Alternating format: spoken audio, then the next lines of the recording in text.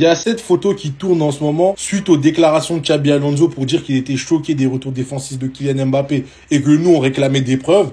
Ils nous ont sorti cette image-là pour dire, là, on voit bien que c'est Kylian Mbappé qui fait un pressing sur ce joueur-là. Et en gros, c'est une preuve, quoi. Les gars, moi, je vais vous donner mon avis. En toute honnêteté, cette photo-là, elle veut tout et rien dire. Tout d'abord, qu'est-ce qui nous dit que là, c'est lui qui avait le ballon et c'est Kylian Mbappé qui presse et pas l'inverse?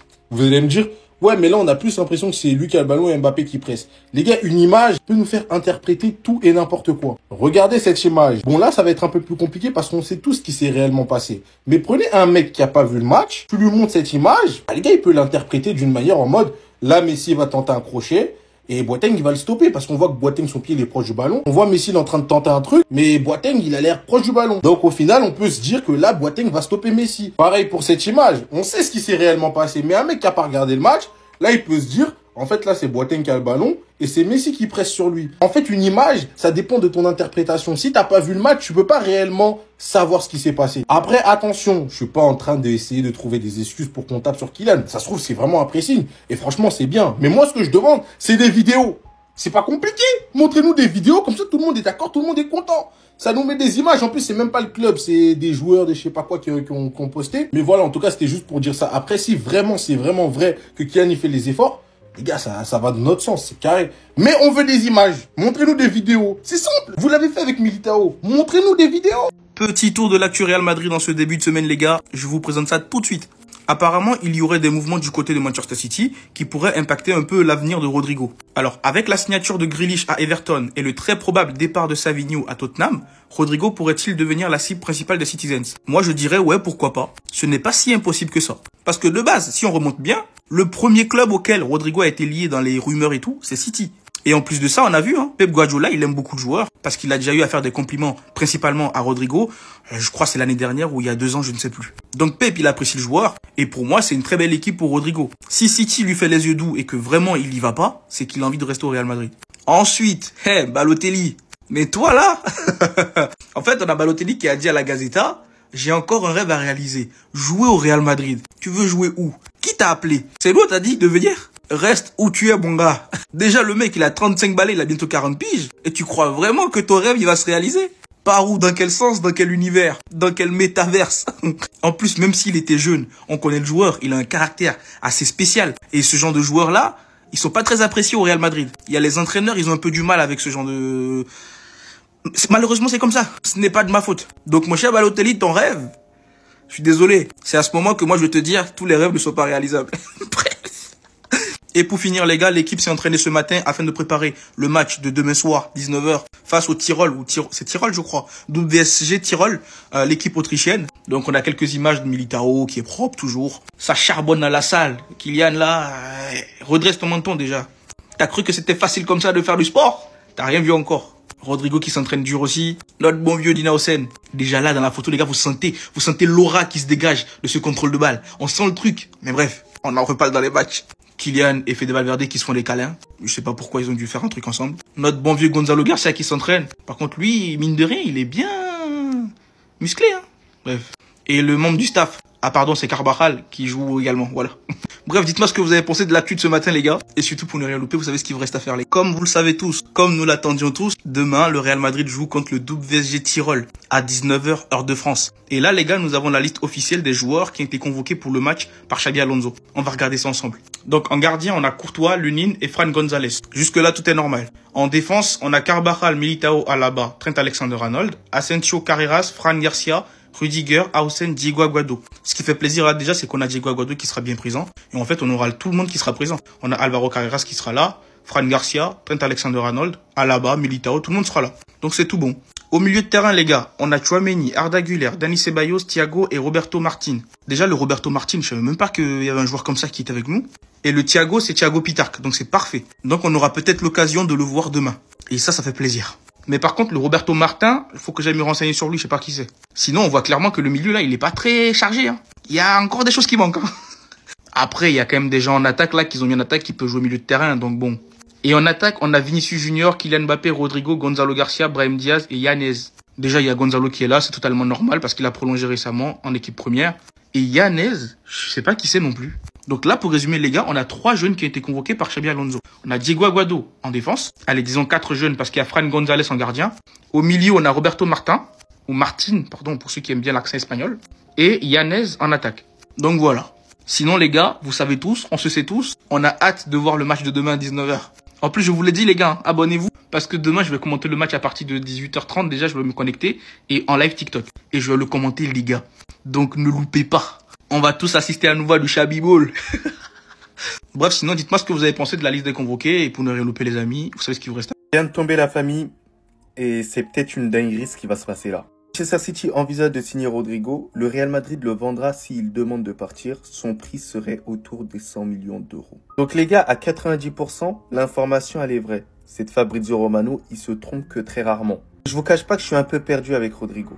Un coup, ça va rester au Real Madrid, l'autre coup, ça va partir au Real Madrid. J'espère que tout va se clarifier le plus rapidement possible. Parce que moi, franchement, la saga avec Rodrigo, je commence à en avoir marre. Et c'est pas seulement bien pour les supporters, mais c'est bien aussi pour lui. D'être fixé, de savoir clairement ce qu'il veut. S'il souhaite aller à Manchester City, aller jouer en tant qu'ailier gauche, qui est son poste à lui, être l'un des leaders là-bas avec une belle équipe, il en a la capacité, ça n'en fait aucun doute. Rester au Real Madrid pour pouvoir s'imposer. Sachant que je rappelle sa situation, il est actuellement sur le banc avec Xabi Alonso. Xabi Alonso, il lui fait pas autant confiance que Carlo Ancelotti lui faisait confiance. Parce que là, on est dans des moments très importants. La préparation. Et ça ne se trompe pas. Mais bref, pour 100 millions d'euros, dites-moi, clair, net et précis, si vous vendez Rodrigo. Moi, personnellement, je réfléchis. Je réfléchis à le vendre. Pour 100 millions d'euros, je vous cache pas que je donne Rodrigo. C'est mon avis, vous en faites ce que vous voulez. Guardiola est fou de lui. Manchester City passe à l'attaque. Rodrigo pourrait quitter le Real Madrid dans les 2 prochaines semaines. Manchester City envisage donc de signer Rodrigo, c'est Fabrizio Romano qui nous le dit, donc source 100%, en tout cas 99,9% fiable.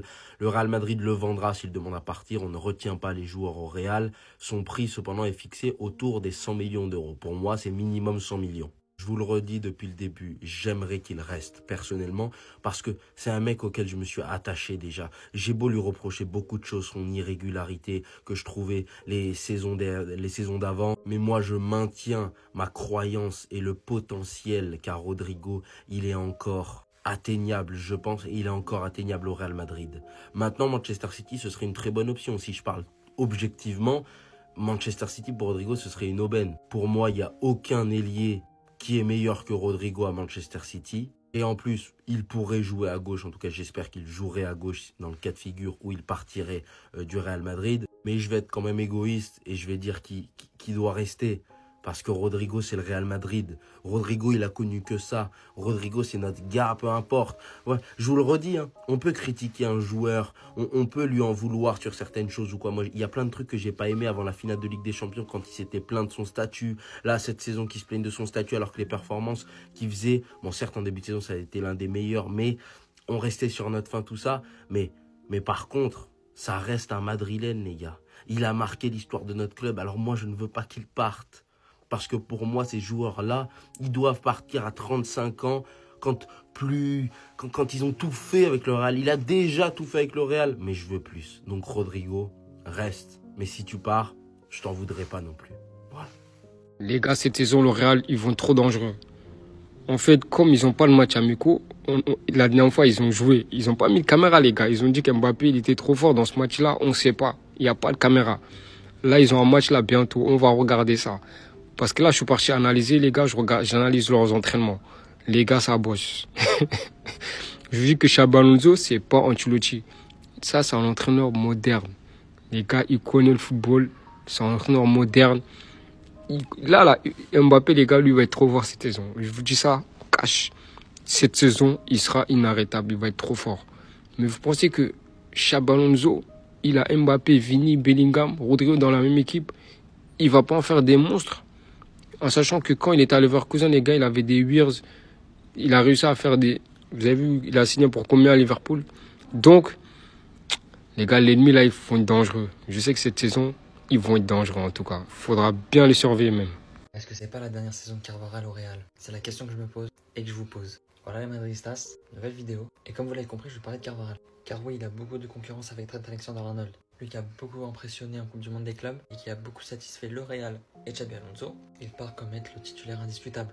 Puis il est plus jeune, il a beaucoup de talent, il a un bel avenir devant lui. De l'autre côté, on a Carvajal, qui est en fin de carrière, on va dire. Puis il revient d'une blessure, des ligaments croisés. Donc va falloir voir ses performances sur le terrain, voir s'il récupère un bon niveau. Mais personnellement, oui, il va bien revenir. Oui, je pense qu'il va être bon. Mais ça va être loin du Carvajal qu'on a connu. Il a pris de l'âge. Puis, comme je vous dis, il y a cette blessure. Donc tout montre que ce sera lui le titulaire pour cette saison, mais également les saisons à venir. Donc c'est pour ça qu'on peut se poser la question, est-ce que c'est pas la dernière saison de Carvajal? Car il va être numéro 2 cette saison, mais s'il reste dans le futur, il le sera pour les saisons à venir. Donc soit il va accepter, et il va nous faire une Modric, on va dire, il va accepter d'être numéro 2 et de laisser la place aux jeunes, soit l'année prochaine ou dans 2 ans, il quittera pour aller dans un autre club et finir sa carrière. Personnellement, je pense qu'il va rester cette saison et l'année d'après, et soit prendre sa retraite au Real, soit partir comme Modric dans un autre club. Enfin, dites-moi en commentaire ce que vous en pensez, et surtout je te laisse t'abonner pour rien louper de l'actualité du Real Madrid. Coupez tout, coupez tout, coupez tout. On a enfin des images de ce match mystique qui s'est passé un petit matin. Oui, Vinicius est bien en train de râler, même quand le match n'est pas diffusé. Mais la question n'est pas là. Vous aviez essayé de me faire passer pour le fou du bus. Ah, tu joues contre nous. Ah, oh, oh. Il y a des trucs que je vais jamais laisser passer. Comme Rodrigo qui a été le capitaine en seconde période. Ça là. Comme Kylian Mbappé qui effectue des passes décisives. Pire même, qui revient défendre. Mais les gars, Mobutu défendre. Vous oubliez trop vite, seul à seul, il est resté dans une pièce. Avec son coach, jusqu'à ils sont embrouillés la kill du club. Paris, ils ont gagné des champions sans lui. Même le Fran Garcia là, qu'ils ont essayé de nous faire passer pour le Marcelo Prime. Il ne veut pas que le latéral quitte le club. Wow! Merci au joueur adverse qui a posté des photos prises par un photographe et non par un drone. Vinicius qui s'agace comme d'hab, même si le match n'est pas diffusé. J'ai tout swipé, on va zoomer ensemble. Où est Fran Garcia? Où est Kylian Mbappé? Où est Rodrigo avec le capitaine? Je zoome même sur les arrière-plans. Hein. Cherchez. Bizarrement, photos prises par des photographes professionnels sous tous les angles. Bizarrement, des photos qui sont multipliées en 2 fois. Bizarrement, pour pas qu'on voit les joueurs sur qui on nous a menti. Hein? Et vous trouvez ça... Hein? Quand je vous annonçais que c'était fake, vous me croyez pas? Vous m'avez dit, ah, il a vraiment marqué depuis son propre camp. Vous êtes laissé berner par ça, des images drone un peu floues, bien lointaines. Quand on zoome, forcément, on voit pas. Les environs du stade, ils sont pas identiques aux vrais photographes. Quand on zoome sur Rodrigo, on le voit sans brassard. Je vous ai dit, ils sont perdus dans le mensonge, ils ont dû justifier, donc c'est une IA. C'est tout simple. Les vraies photos, elles sont là. Parce qu'il y a 2 jours, vous me disiez, ah, finalement, photographe interdit. Photographe pas interdit. C'est juste qu'ils n'ont pas choisi de diffuser parce que leur mensonge était trop gros. Personne de tous ceux qu'ils ont cités n'était présent sur la pelouse. Continuez à croire qu'un mec qui arrive avec le gros ventre de Touma va mettre le brassard du capitana du Real Madrid. Vous êtes fous, quoi. Comme je suis un menteur, allez-y. Trouvez brassard capitaine et envoyez-moi pour voir. Rodrigo possiblement à Manchester City. Le Real Madrid est OK pour le vendre. Son prix de 100 millions. Je t'explique comment on en est arrivé là. Bouge pas. On a appris par une source officielle, Fabrizio Romano, que Jack Grealish est en partance pour Everton. C'est fait. On a appris aussi que Savinho, les gars, était en discussion avec Tottenham. C'est-à-dire que Savinho, Manchester City et Tottenham discutent pour le transfert du joueur. C'est pas officiel, mais c'est en bonne voie pour le faire, à voir si ça va se faire. Donc si ce transfert se fait, Manchester City perd Grealish et Savinho, les 2 joueurs qui jouaient sur l'aile gauche. Il y a Phil Foden aussi qui peut jouer, mais c'est pas le poste préférentiel. Donc on réfléchit, qui sont les prospects pour aller sur l'aile gauche de Manchester City? On sait aujourd'hui que Kingsley Coman est parti en Arabie Saoudite, on peut faire une croix dessus. On sait que Luis Diaz est parti du côté du Bayern de Munich. On sait que Nico Williams a prolongé pendant 10 ans avec le club de Bilbao. On sait que Leao ne va pas partir du Milan AC. On sait aussi que Adeloman Lookman veut rejoindre l'Inter de Milan et qu'il ne veut que ce club-là. Donc forcément, il reste moins de prospects et le plus en vue, c'est Rodrigo. De plus, les gars, c'est pas la première fois que Pep Guardiola s'intéresse à Rodrigo. On sait qu'il a un intérêt pour le joueur et je pense que Rodrigo se fondrait parfaitement dans la masse à Manchester City aux côtés de Ryan Cherki, de Erling Haaland, de Phil Foden. Ils pourraient tous jouer ensemble. Les saisons sont longues. Guardiola aura besoin de joueurs pour jouer la Champions League, le championnat, les coupes, les trêves, etc. Et de plus, Rodrigo pourrait avoir son poste préférentiel qu'il n'a pas au Real Madrid, c'est-à-dire ailier gauche. Ce transfert, les gars, pour moi, c'est la meilleure solution qui arrangerait tout le monde. Pardonnez-moi. C'est peut-être ça que vous voulez entendre. Quand on fait des erreurs, on les assume. Mais l'information ne me plaît pas, donc elle est fausse. J'ai compris, il fallait pas vous chauffer. Vous êtes allé faire quelle recherche pour trouver cette photo, expliquez-moi. Même l'information de Kylian qui défend, vous êtes allé me la chercher je ne sais où. Mais c'est faux. La balle était un peu devant. C'était le premier qui mettait le pied sur le ballon. Duel un peu physique. Qui vous a dit retour défensif là? Oh. Aucun bonjour, ça voulait m'abattre. Oh, j'ai une photo de Rodrigo. Carrément, hein. Il y a de nouveaux angles qui sont apparus. Je suis mais je peux pas avoir totalement tort. Faut que je tape sur quelqu'un. Parce qu'en vrai, le faux du bus, c'est pas moi, hein. C'est ce soulard. Comment t'as pu me trahir? Moi, je suis fidèle au club depuis. J'avais une coupe à l'Espagnol. Aujourd'hui, j'ai Afro. Comment ce mec-là qui nous a vesqui pendant 1 mois et demi la fin de saison dernière, tu peux lui donner le brassard? Il refuse de jouer parce qu'on ne veut pas l'augmenter au Real Madrid. Ce mec-là qui affiche des statistiques ainsi, un but en 18 matchs, et qui en plus fait le choquer parce qu'il est pas dans le top 30 Ballon d'Or, qui a tout tenté pour nous quitter, jusqu'à son père liker les publications de lui avec d'autres maillots. Même Tottenham n'a pas voulu de lui. Et il se repointe à la rentrée, gros bide le ventre de Touma, et tu lui donnes le brassard. Tu pilles à 20 ans, maintenant tu cèdes aux caprices de la boudeuse. Mais c'est ça, on va te confisquer ton verre, hein. Grand soulard, va. C'est Nia, tu peux pas croire.